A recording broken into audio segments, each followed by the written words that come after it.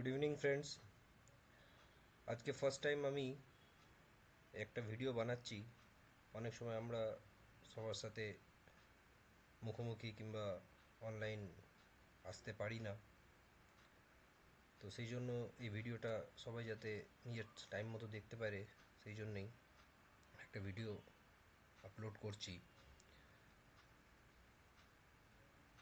প্রথমেই disclaimer, this video is only for educational purpose.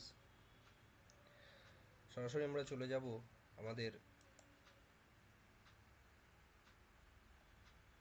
Nifty চার্টে, যেখানে আমরা দেখতে পেয়েছি এই রিসেন্টলি একটা বড় fall from all time high থেকে এসেছে। যদি আমরা লক্ষ্য করি, একটা আপট্রেন্ড লাইনে নিফটি এতদিন চলছিল, আর যেখানে গিয়ে ক্লোজ হয়েছে লাস্ট ডে, সেখানে একটা সাপোর্ট নিয়েছে। আপট্রেন্ড আমরা তখনই বলবো যখন কন্টিনিউয়াসলি একটা অনেক দিন ধরে ক্যান্ডেলটা কিংবা একটা চার্ট আমাদেরকে এরকম একটা চ্যানেলের মধ্যে দেখতে পারি। এই যে এই দিন থেকে যে স্টার্ট হয়েছে, ডিসেম্বর থেকে কন্টিনিউয়াসলি এইখান থেকে নিফটি একটা সাপোর্ট নিয়ে ওপরের দিকে গিয়ে একটা হাই বানিয়েছে, তারপর একটা বড় ফল দিয়ে আবার এখানে সাপোর্ট নিয়ে আবার অল টাইম হাই বানিয়েছিল, তারপর আবার একটা রিট্রেসমেন্ট নিয়ে আবার একটা অল টাইম হাই বানিয়েছিল। আবার এই অল টাইম হাইয়ের পর একটা বড় ফল আমরা দেখতে পেয়েছি, যেটা এই ট্রেন্ড লাইনটাকেই সাপোর্ট নিয়েছে। মজার কথা হচ্ছে এটা, যখন যখন এই ট্রেন্ড লাইনে সাপোর্ট নিচ্ছে, তারপর একটা বড় মুভ দিয়ে এটা অল টাইম হাইয়ের দিকে এগোচ্ছে।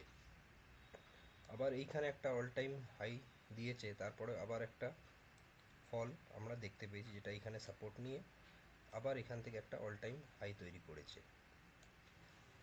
এবার এইখানে একটা অল টাইম হাই তৈরি করার পর আবার নিচে এই জায়গাতেই সেম ওই ট্রেন্ড লাইনটাকে সাপোর্ট নিয়ে আবার নেক্সট অল টাইম হাইয়ের কাছে গিয়ে ও একটা ডাবল টপ বলা যেতে পারে একটা ফরমেশন তৈরি করেছে।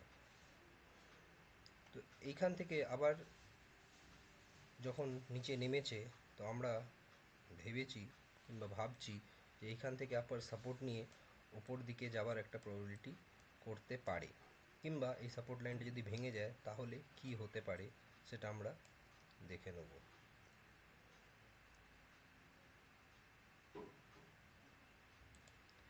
এবার এই যে বারে বারে যে এই ট্রেন্ড লাইনটাকে সাপোর্ট নিয়ে অল টাইম হাই বানাচ্ছিল, তার মধ্যে একটাই প্রবলেম, যেটা এই এখনকার সিনারিওতে দেখা গেছে, যে যখনই অল টাইম হাই নিচ্ছিল, যখন একটা বড় মুভের পর একটা বড় ক্যান্ডেল দিয়ে কিন্তু আপওয়ার্ড ডাইরেকশানে গিয়ে তারপর অল টাইম হাই দিচ্ছিল। সেম আমরা দেখেছি এই জায়গাতেও এই জিনিসটা হয়েছে। এখানেও একটা বড় ফলের পর একটা বড় গ্রিন ক্যান্ডেল তৈরি করে উপরের দিকে গেছে। এখানেও সাপোর্ট নিয়ে একটা ডোজি তৈরি করার পর আপওয়ার্ড ডিরেকশান নিয়েছে। ইভেন এখানেও সেম প্রসেস হয়েছে, কিন্তু এখানে একটা বড় ফলের পর একটা ছোট্ট ক্যান্ডেল তৈরি করেছে। তো মানডে যখন মার্কেট খুলবে, তখন যে ক্যান্ডেলটা তৈরি করবে সেটার উপর ডিপেন্ড করছে যে নিফটি ওপরের দিকে যাবে না নিচের দিকে যাবে। যদি এটা একটা গ্যাপ আপ ওপেনিং দিয়ে এই জায়গাতে এই অল টাইম লাস্ট যে বড় ফলটা ছিল সেটার ওপর যদি ক্লোজ দিতে পারে, তাহলে আবার নিফটি কিন্তু অল টাইম হাইয়ের দিকে এগোবে। আর যদি এই ট্রেন্ড লাইনটাকে ভেঙে নিচের দিকে ক্লোজ দেয়, তাহলে কিন্তু আবার নিফটি এই জায়গা পর্যন্ত আসতে পারে, যেটা হচ্ছে 21,000 লেভেল পর্যন্ত, কিংবা